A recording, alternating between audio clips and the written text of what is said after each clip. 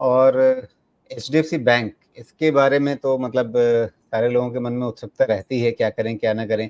शिवम तिवारी जी हैं, उन्होंने 1630 का फ्यूचर खरीद रखा है, तो मतलब इसके हिसाब से इनके लिए क्या सलाह रहेगी?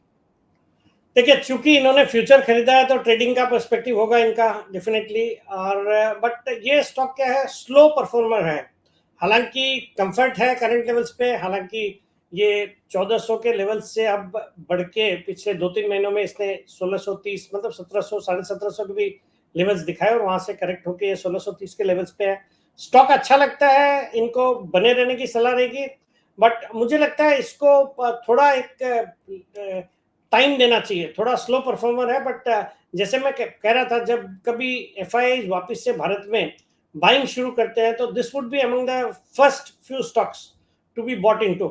तो मुझे लगता है ये स्टॉक, और बैंकों की जो डिपॉजिट को लेके दिक्कतें हैं, अभी हाल ही में हमने एसबीआई के चेयरमैन का भी स्टेटमेंट सुना, वो जल्दी थोड़ी सुधर जाएंगी। इनके मेजर प्रॉब्लम्स डिपॉजिट बढ़ नहीं रहे हैं, बाकी लोन ग्रोथ में कहीं कोई प्रॉब्लम नहीं है। और वैल्यूएशन वो सब और जिन प्राइस पे ये स्टॉक ट्रेड कर रहा है, जो भी नेगेटिव है वो ऑलरेडी प्राइस इनटू है। तो करंट लेवल्स पे अच्छा लगता है, और मुझे लगता है ये जल्दी 1700 1750 के लेवल्स इसमें आ सकते हैं।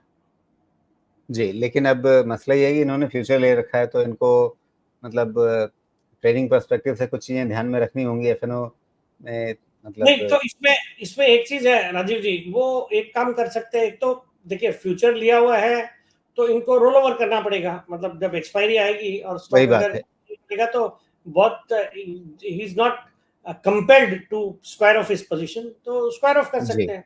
So that's one way to play it. कि जरूरी नहीं है सितंबर एक्सपायरी में ही भाव आ जाए।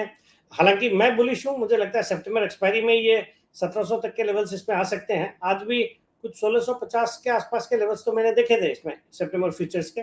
तो 1630 का levels is a good level where he is bot.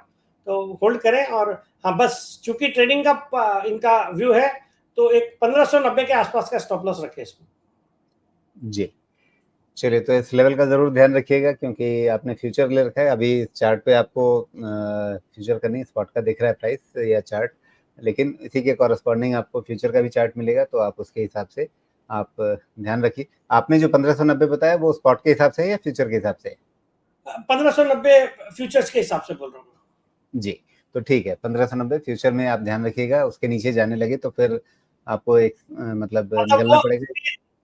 Rajiv जी, इसलिए मैं ये बोल रहा हूँ कि अगर बाजार ही खराब होता है, बिल्कुल। बाजार में कोई बड़ा करेक्शन की संभावना होती है या देखिए, कोई इवेंट, ट्रेडिंग का तो डिसिप्लिन है आपको। अगर आप तो ट्रेड कर रहे हैं तो आपको स्टॉप लॉस लेकर चलना ये पड़ेगा। लेवल्स आने चाहिए अब एचडीएफसी में। अदरवाइज आई थिंक जी। ये लेवल्स नॉर्मल सिनेरियो में 1590 के लेवल्स अब एचडीएफसी बैंक में आने थोड़े मुश्किल लगते हैं। जी।